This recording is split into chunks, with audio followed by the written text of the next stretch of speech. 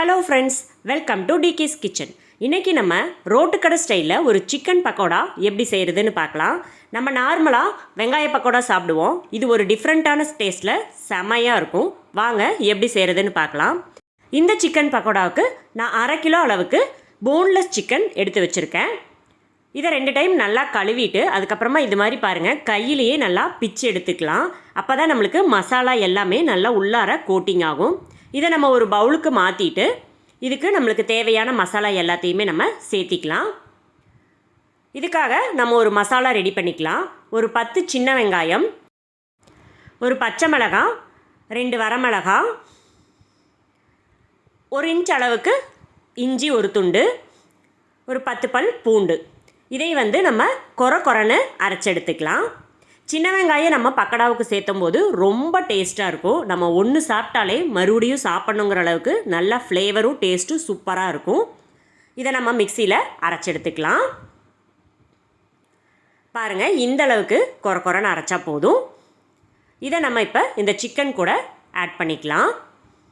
இந்த பக்கோடா நல்லா சூடாக சாப்பிடும்போது ரொம்ப டேஸ்ட்டாக இருக்கும். இப்போ இந்த மசாலாவை இது கூட ஆட் பண்ணிட்டோம். இப்போ நம்ம கார்ன்ஃப்ளவர் மாவு 1.5 ஸ்பூன் அளவுக்கு இதுக்கு ஆட் பண்ணிக்கலாம்.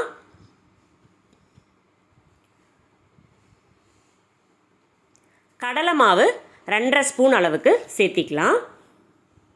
கடலை மாவு 2.5 ஸ்பூன் சேர்த்துனா போதும். நம்ம அதிகமாக சேர்த்தும் போது நம்மளுக்கு பஜ்ஜி மாதிரி ஆகிடும்.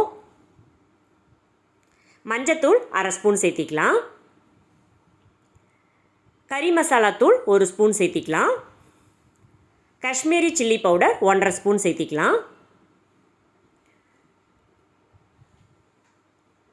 உப்பு இந்த டிஷ்ஷுக்கு தேவையான அளவு சேர்த்திக்கலாம்.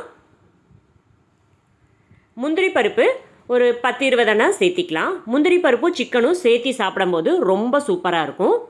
கருவேப்பிலை, கொத்தமல்லி தழை நம்ம பொடி பொடியாக நறுக்கி இது கூட சேர்த்திக்கலாம். எலுமிச்சம்பழம் பாதி அளவுக்கு எடுத்து நல்லா பிழிஞ்சு விட்டுக்கலாம். அவ்வளோதாங்க. இது எல்லாத்தையுமே நல்லா அமுக்கி பிசைஞ்சு விட்டுக்கலாம். அப்போ தான் நம்மளுக்கு சிக்கனுக்குள்ளார இது எல்லாமே நல்லா கோட்டிங் ஆகும். நம்ம எந்த அளவுக்கு அமுக்கி பிசைய முடியுமோ அந்த அளவுக்கு பிசைஞ்சிக்கலாம். இது தண்ணி மாதிரி இருக்கக்கூடாது, நல்லா கெட்டியான பதத்தில் இருக்கணும்.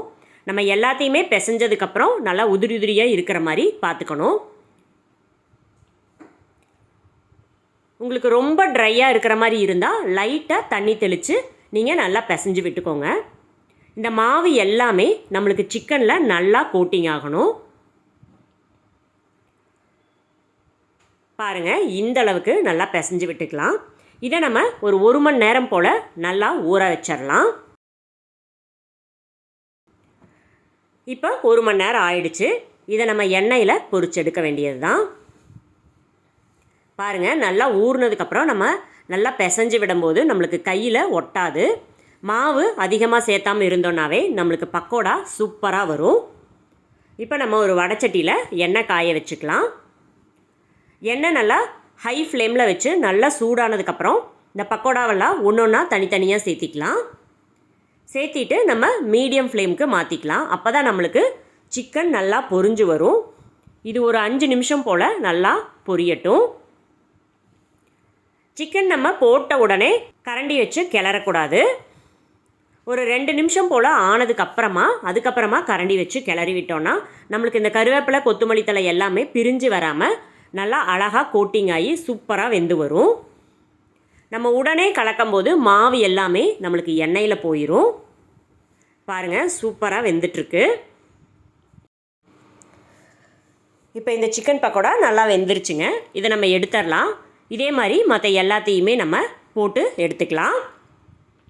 இந்த பக்கோடா நம்ம கருவேப்பிலை, கொத்தமல்லி தழை, முந்திரி எல்லாம் போட்டிருக்கறனால அது கூட சேர்த்து சாப்பிடும்போது ரொம்ப க்ரன்ச்சியாக சூப்பராக இருக்கும். ஒரு டீயோட இந்த பக்கோடா சாப்பிடும்போது செம்ம டேஸ்ட்டாக இருக்குங்க. இந்த சிக்கன் பக்கோடா நார்மலாக நம்ம சில்லி சிக்கன் சாப்பிடுவோம் இல்லையா, அந்த டேஸ்ட் இல்லாமல் டிஃப்ரெண்ட்டான டேஸ்ட்டில் நல்லாயிருக்கும். இந்த சிக்கன் பக்கோடாவுக்கு நம்ம போனோடையும் சிக்கன் எடுத்துக்கலாம். ஆனால் நம்ம போன்லெஸ்ஸான சிக்கன் எடுத்து செய்யும்போது சாப்பிட்றதுக்கு நல்லா பதமாக இருக்கும். குழந்தைகளும் நல்லா விரும்பி சாப்பிடுவாங்க. பாருங்கள், உள்ளார எவ்வளோ நல்லா கிறிஸ்பியாக இருக்குன்னு. நீங்களும் ட்ரை பண்ணி பாருங்கள்.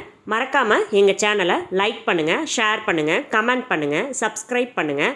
மறக்காமல் பக்கத்தில் இருக்கிற பெல் ஐக்கானை கிளிக் பண்ணிக்கோங்க.